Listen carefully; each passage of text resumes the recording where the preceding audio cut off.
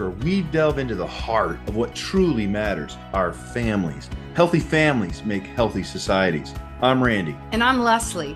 We're diving deep into the powerful insights of Dr. Randy's groundbreaking book, The Family Legacy: Shaping Culture from the Inside Out. Hear inspiring stories and strategies to transform your family.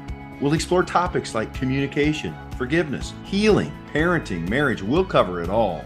We'll have provoking conversations with experts, coaches, and real-life families who are benefiting from intentional family building. This podcast isn't just about theories, it's about tools that you can implement today. We all come from families, so this podcast is for you. Join us on this incredible family journey. Subscribe now as we learn to do family as God designed. Transforming families one episode at a time. Remember, whoever wins the family wins the culture in the end. Let's go.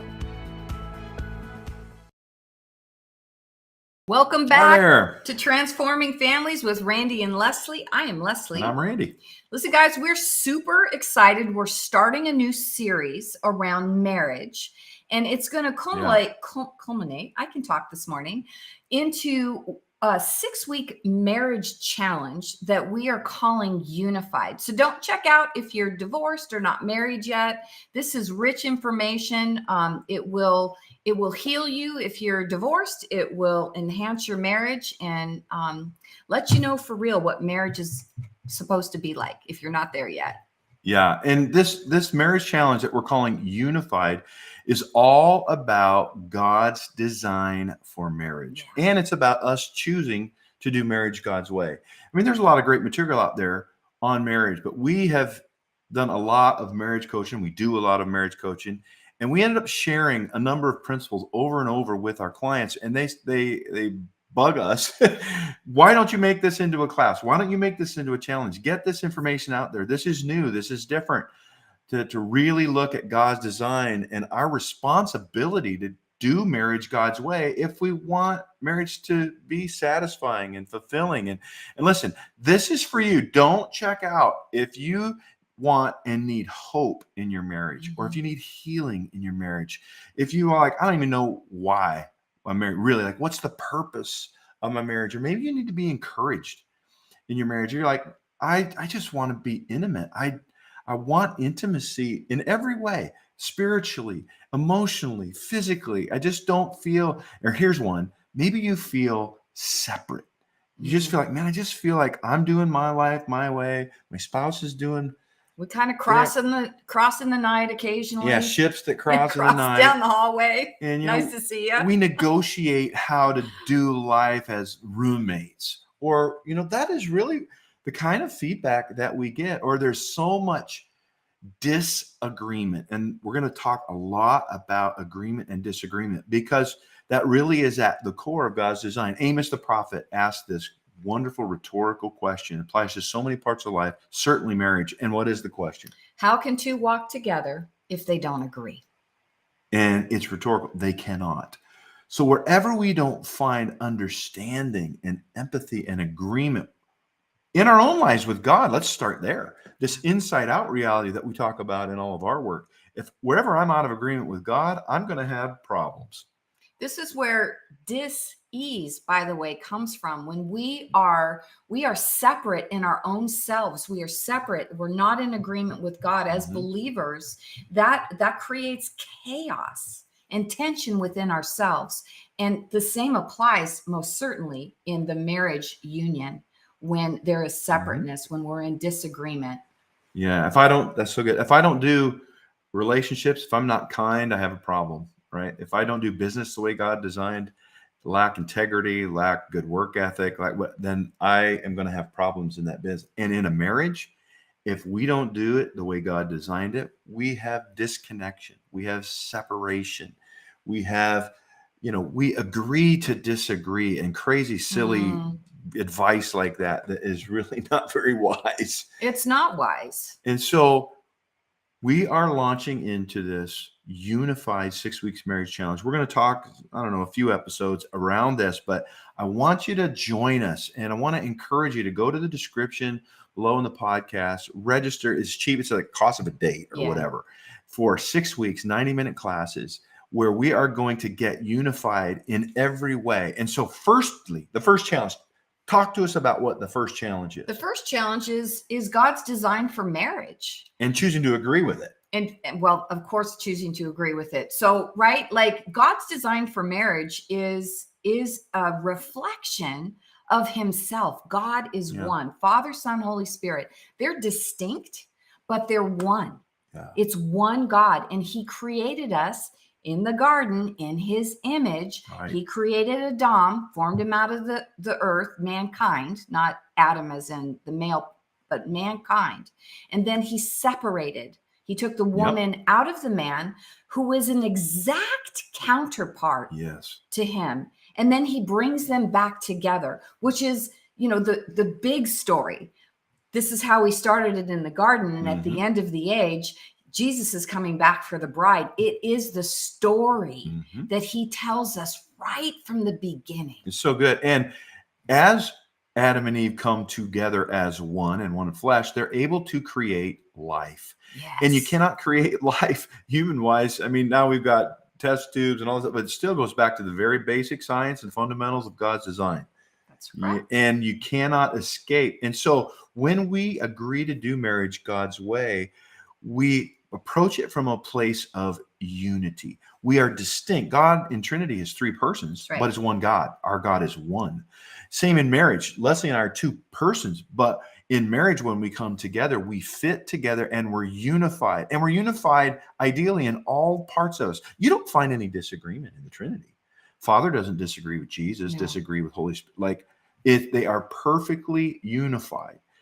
And so Lesli and I are in God's design for marriage. And so for you, so what does that mean? Well, God made us, he carved us out of the dirt of the ground, the body, our world consciousness. It's how we relate to this world. Then he breathed his spirit into that dust. And that's the Spirit of God, the eternal part of us. We each have a spirit. And then the mixing of the Spirit of God with the body, the flesh, it says man became a living soul, mind, will, and emotion. And that is the marriage unified 6-week challenge right there. How? And this is important. We are going to get practical tools, practical ways to get unified in spirit, unified in mind, will, emotion, unified in body. And it is a bit of a mystery, but it's not. There is a blueprint for it. God has a blueprint. And we're going to talk about that and give tools so that we can get into agreement to God's design and have the wonder of his image and likeness inside of us, inside our marriage and our family. And as our kids then go on and have families of their own, that they're carriers of the image of God as well. That's so good, sweetheart. And again, guys, remember that we are the light of the world. We are image bearers of God himself. All of us, if we're believers, we are image bearers. And in the design of marriage is about you, but it's not all about you. And foundationally, it's God's design to show the rest of the world, to demonstrate as man and woman come together as one, married, and produce more life. It is to reflect God in our homes. How are we doing? How are we doing when we go out into the world? Are we reflecting God? Are we actually being the image bearers? So when we talk about God's design for marriage, this really is foundationally, that's what it's about. It is to be image bearers of God's nature, 3 in 1. Yeah, who is one. And that's it. And that word in the scripture, if you study it out in the Hebrew and in the Greek, that word where it says, the Lord our God is one, or that man would leave his father and mother and join to his wife and become one. That word means unified. It means distinct parts that come together perfectly and unify as one. And so that's a challenge. And how do we do that? Well, I promise you, God's design needs to have our agreement with it if we're going to experience it. First of all, we have to humble ourselves and come into agreement that God, you designed marriage. Like I used this before for the family, same way, God's design. If you design a car You design it to drive down the road. You don't design it to be a submarine and operate in the ocean. It's just not designed for that. Submarine's designed for that, but not a car. So God has a design for marriage, and we need to humble ourselves and agree to do it his way. And you're going to get the benefits. You're going to produce the fruit out of that. You will be functioning as designed. We don't use a fork to, fix an outlet. I mean, like, right? Okay. So let's go on. Let's talk about, we're also going to be, the second challenge is going to be unified in spirit. So talk to us a little bit about that. So I have a spirit. Lesli has a spirit. You have a spirit. Your spouse has, and each one of us are responsible to steward that spirit and really to grow in God, right? To connect to God and live my life ordered. Like when God designed us, he designed our spirit to dominate. Our relationship to him, our communion with him is to dominate how I think, and that generates how I feel, and that my will is surrendered to what I'm getting in the spirit, and that my flesh carries that out. And if I am not in agreement and alignment with God spiritually, if I'm not connected, if I'm not pursuing, if I'm not receiving life, I cannot be in agreement with God. And every time I'm out of agreement with God, I have problems.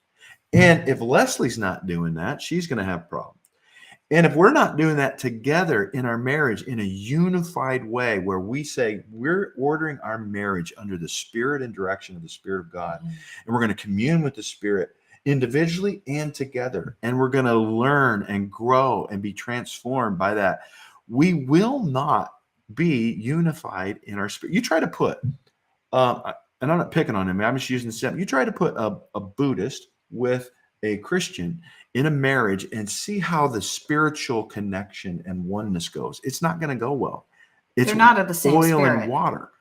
And you could extrapolate that on in any way, right? Well, it's okay. She has her journey and I have my journey. Well, that might be the case, but that's not God's design. Yeah, you're not going to get the fullness. And again, that's not to pick on anybody, but anything that is outside of design is outside of design. And so you're not going to get the full benefit of the design. Yeah.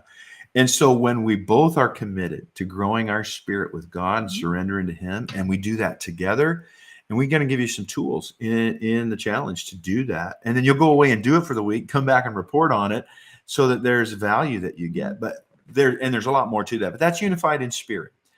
What's the next challenge? Challenge number 3 is unified in mind, in our thinking. Yeah. So as a man or woman thinks in their heart, so are they. It says in Proverbs 23:7. So my thinking is paramount to how I govern myself, how I perceive the world, what and it runs really our emotions even flow out of what we think. Our choices come from what we think. And so how we think matters. And so when we talk about being unified in thinking, what we're talking about is both of us being transformed in our thinking so that we agree with each other and God. Because we are on a journey, every one of us, to be transformed by the renewing of our mind in the image of Christ. If we don't do that, we have marriages that argue, that fight, that compete, that avoid, that hurt and offend, and choose to be offended, choose to separate parts of my life and thinking from another person. That's the price of not doing marriage as designed. It's the price of being separate, not one. Right. We're going to, the challenge 4 and 5 are in this soul category of emotion and will. But just think how many of you out there who have children, your kids, if they want something, they know who to go to. Oh, if it's around this, I'm going to go hit mom up for this because dad was saying no, or vice versa. Guys, you are not demonstrating oneness and unity in thinking in your home. You are teaching your kids that you're not of the same mind. You're not, I'm sorry if that's going on. And that's a great example. Here's another one. If I'm a saver and Leslie's a spender around money, we're going to have all kinds of challenges because we think very differently about money. Well, we just need to agree to disagree, some of the experts say. Let me tell you, they're no expert. Agreeing to disagree is basically saying, I am going to tolerate being disconnected from you and separate from because you. we're not unified in our money. thinking around money or whatever it is. And all that flows out of that. So I'm going to have my accounts and you're going to have your accounts. And we're going to, now I know I'm pushing some buttons because, well, we just found out that that's the way to do it. Listen, we're going to encourage you to go to the Lord around this. But wherever we have thinking that it, and I'm not talking about, I like vanilla ice cream and Leslie likes chocolate.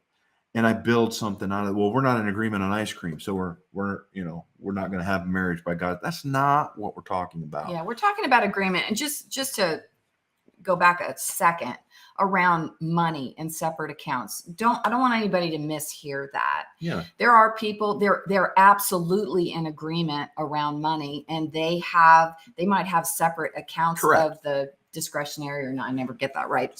Right. As long as they're in agreement in how they're going about Right. it, and there's not anything underneath the surface that's causing a separation. Right. That's causing mine and yours. That's causing, my best interests are in somehow competition with your best interest. And I mean, money's just one. What about sex? What about parenting? What about where you live? All of those things come down to our thinking. And God's plan is not that we're clones, that we're exactly the same, but that we grow in our ability to understand each other's thinking, and especially put our thinking underneath God's thinking. And when we both come into agreement with God's way of thinking about things, guess what? Then we're in agreement about God, about how we think about things. And that creates intimacy, and it creates a unified relationship. We'll be right back, guys. Sometimes challenges in marriage can feel overwhelming, especially when there are areas of separation around money, parenting, or sex, leading us to, oh, well, this is as good as it's going to get. Most pain in marriage comes from being separate. God's design for marriage is oneness. Oneness is the prize of marriage. But what is oneness practically in our day-to-day life? And how do we get there from here? Hi, Dr. Randy and Lesli from the Family Reformation Project. We empower couples with practical tools and support to help break the cycles of separation.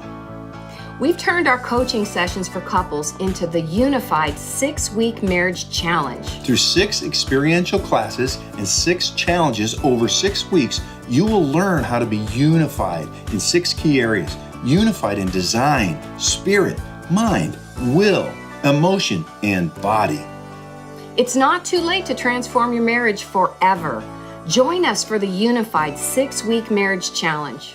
Click on the link below to register today and get unified for the price of a date.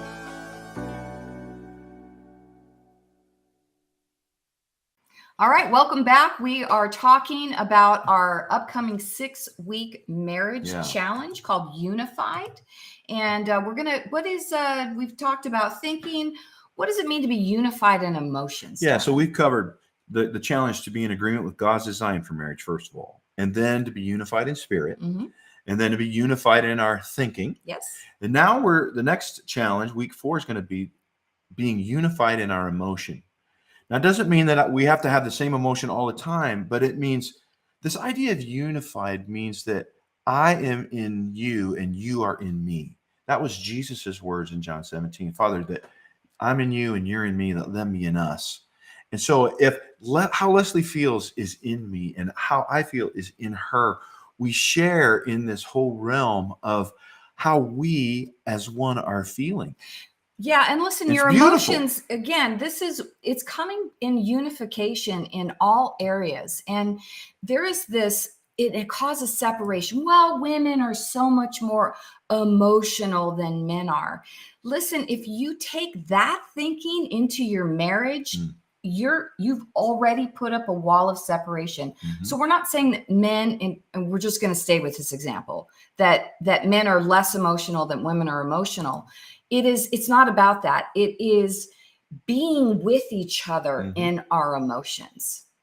It's if I'm having a big emotion or I'm very sad about something, it's not that Randy has to be sad, but he understands because he's with me in the emotion. I hope this is translating. Yeah, and it's not that you said it, that I have to be sad, but the truth is when I am one with her in how I think, and when she's thinking and she's feeling sad, at a deep level of empathy, I'm sad too because I'm with you in your sadness. Now, you're not in this place of you being unified when you know you're chastising or criticizing how your spouse is feeling. Or you're telling them how to feel. Don't feel sad. that way. Don't feel sad. rejected. I didn't mean that. Don't feel that. I don't feel, I mean, and that happens all the time. All the time.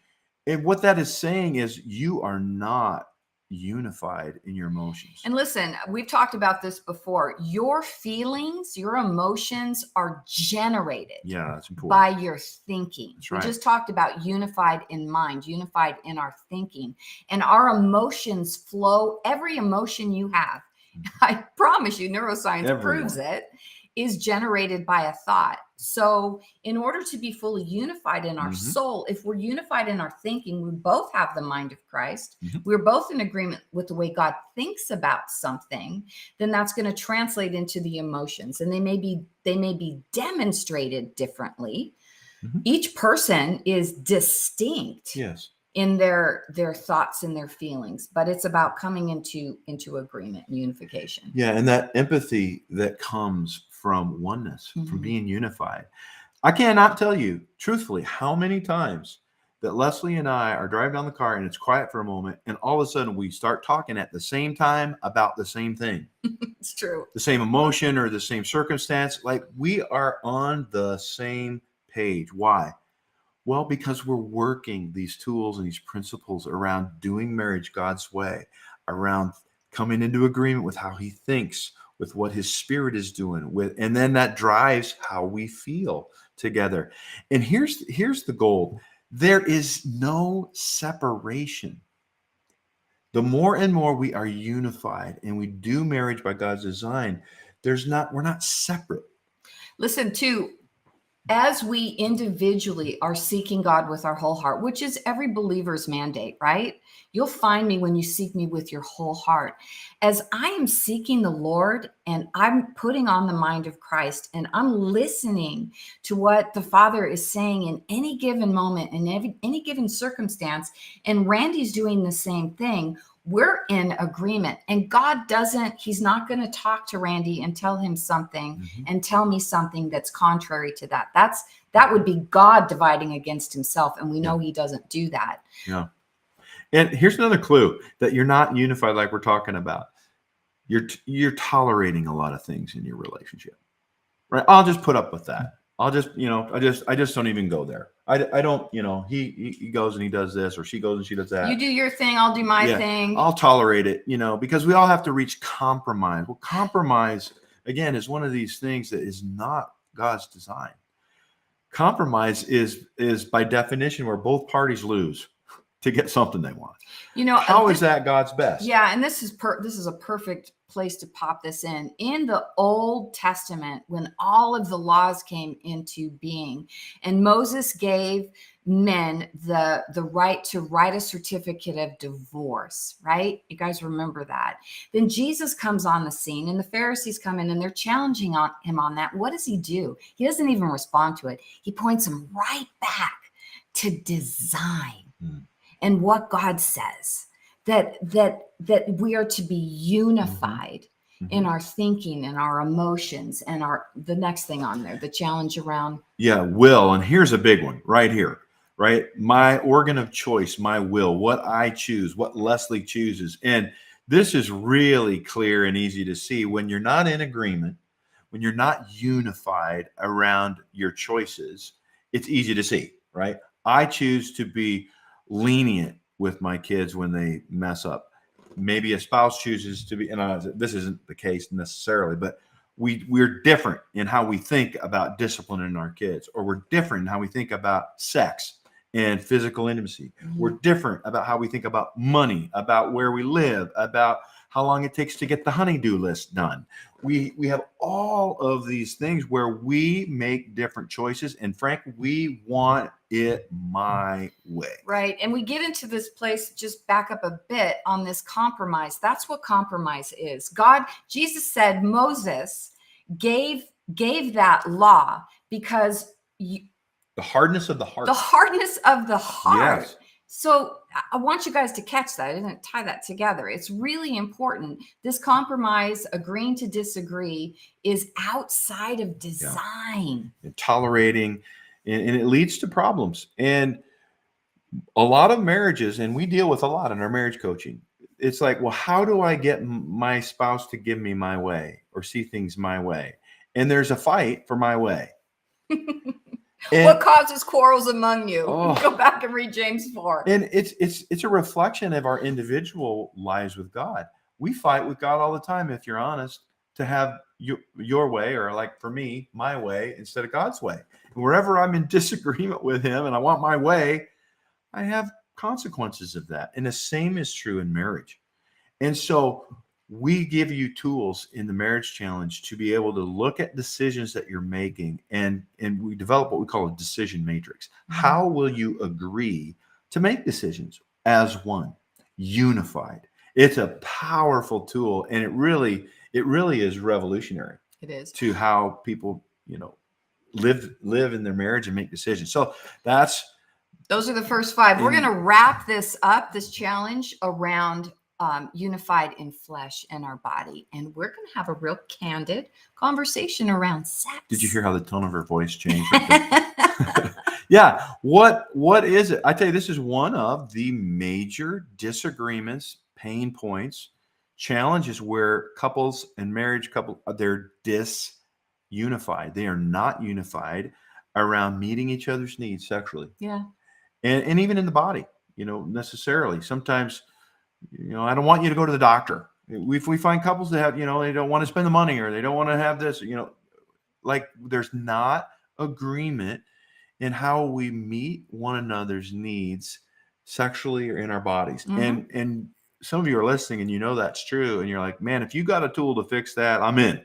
And we do. Tuned. And we absolutely do. It doesn't mean it's necessarily, not going to require your work or challenge your thinking because there's a reason why you're experiencing what you are right now. There's always a reason why. Always. And it's typically our thinking. It's about how we think about ourselves or our spouse, or how we think about sex. God designed sex. He is for sex his way. His way.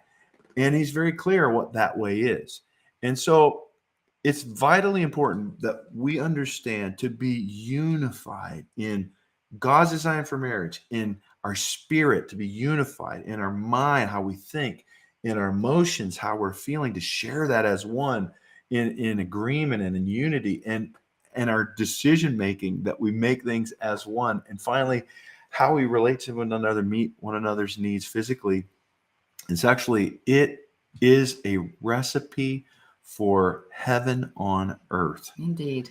And some of you know our story. That has not always been the case in our lives, but we are experiencing right now the goodness of the Lord in the land of the living. Some of you know I'm talking about.